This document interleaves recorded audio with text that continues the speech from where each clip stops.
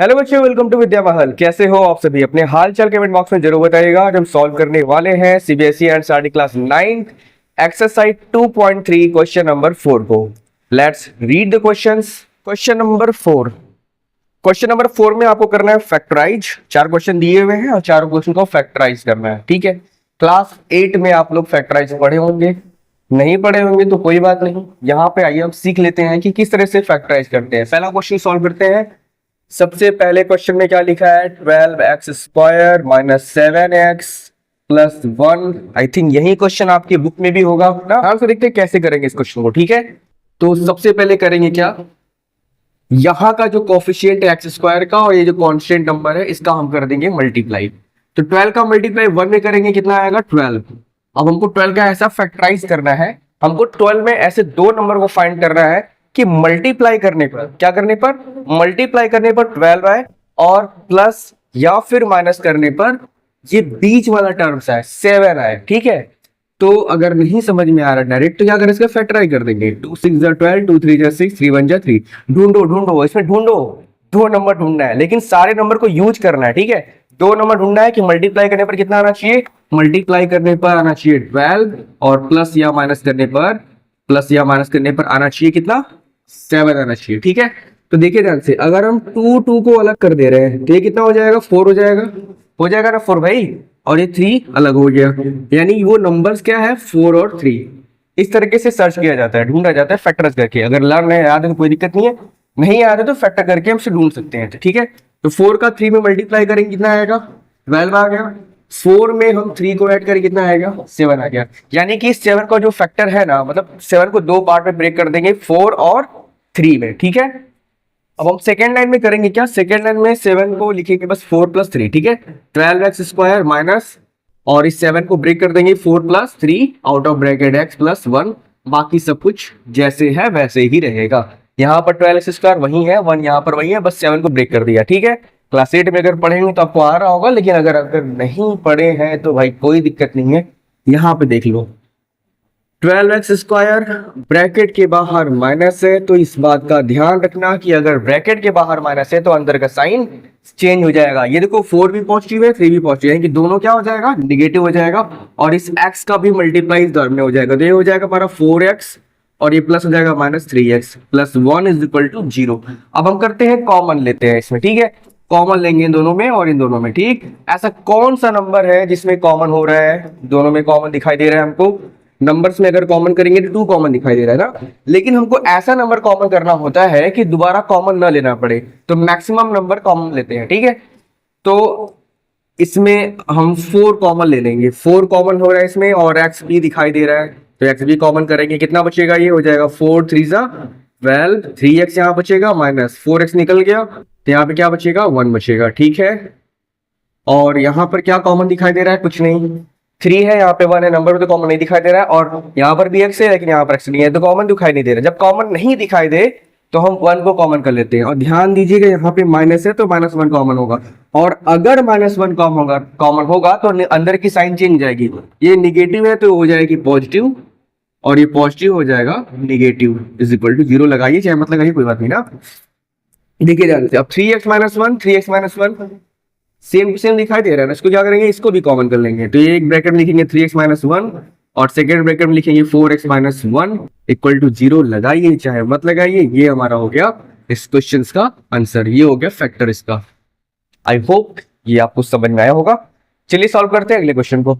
तो second question है 2x² + 1 + 3, इसका भी हम फैक्टराइजेशन करेंगे। 2 का जो x² का जो कोफिशिएंट 2 है और इसका मल्टीप्लाई करें, 2 3 जा 6। अब हम 6 का फैक्टर ऐसा करना है कि दो नंबर ढूंढना है। 6 का मल्टीप्लाई मतलब 6 में मल्टीप्लाई करने पर 6 आना चाहिए और प्लस या माइनस करने पर 7 आना चाहिए। ठीक है, 6 1 जा कितना होता है?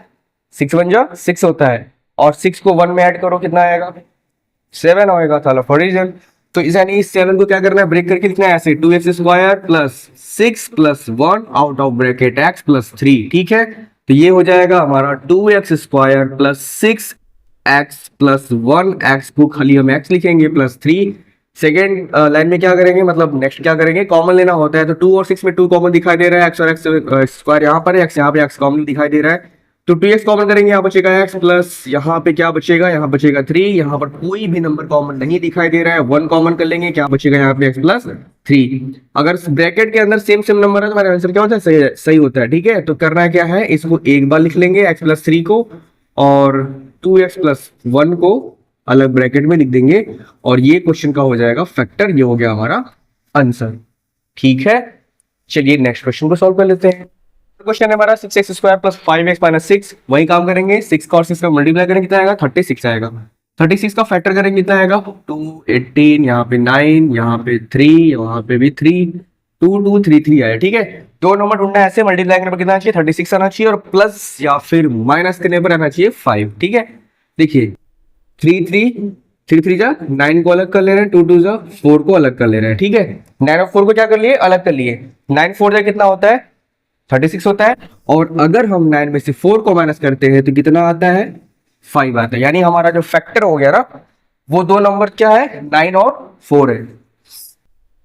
यानी कि 5 को ब्रेक करना है किसमें, 9 और 4 में, माइनस करना है। ठीक है, प्लस नहीं माइनस करने हैं। 6x square plus 9 minus 4 out of bracket x minus 6 is equal to 0। लगाइए चाहे मत लगाइए, क्योंकि फैक्टर करना है। 6x square plus 9x plus कहाँ गया, प्लस भूल जाए तुम लोग, 9x हो जाएगा, और ये हो जाएगा माइनस 4x माइनस 6। ठीक है, क्या कॉमन दिखाई दे रहा है इसमें, 6 और 9 में क्या कॉमन दिखाई दे रहा है, 3 कॉमन दिखाई दे रहा है। 3 कॉमन कर लेंगे, और इसमें से x कॉमन कर लेंगे, क्या बचेगा, डिवाइड करेंगे 3 का 6 में, कितना आएगा, 2 आएगा। x 2 बार था, एक बार बाहर निकल गया, कितना बचा, एक बार बचा। ठीक है, और 3 3 जा 9, यहाँ पे 3 बचेगा। यहाँ पे क्या कॉमन दिखाई दे रहा है, पहले तो माइनस कॉमन दिखाई दे रहा है। यहाँ पे नंबर से क्या कॉमन दिखाई दे रहा है, 4 और 6 में क्या कॉमन दिखाई दे रहा है, 2 कॉमन दिखाई दे रहा है। 2 कॉमन कर लेंगे, क्या बचेगा यहाँ पे, 2 2 जा 4, 2x बचेगा। माइनस कॉमन हुआ है तो ये माइनस क्या हो जाएगा, प्लस, और 2 3 जा 6, यहाँ पे बचेगा 3। ठीक है, 2x प्लस 3, 2x प्लस 3, इसको एक ब्रैकेट में लिख देंगे, 2x प्लस 3, और 3x plus minus 2, 3x minus 2, इसको एक ब्रैकेट में कर देंगे। ये हो गया हमारा आंसर। हाँ, तो भाई साहब 4 3 जा 12 आया ना फैक्टर मल्टीप्लाई करने पर, और दो नंबर ढूंढना है, मल्टीप्लाई करने पर 12 आना चाहिए, प्लस या माइनस करने पर कुछ नहीं का मतलब 1 आना चाहिए। तो 4 3 जा 12 साफ साफ दिखाई दे रहा है, 4 3 जा 12, 4 और 3, 4 में से 3 को माइनस करेंगे, कितना आएगा, 1 आएगा। यानी हमारा नंबर जो यहाँ पे आएगा ना, 4 माइनस 3 आएगा।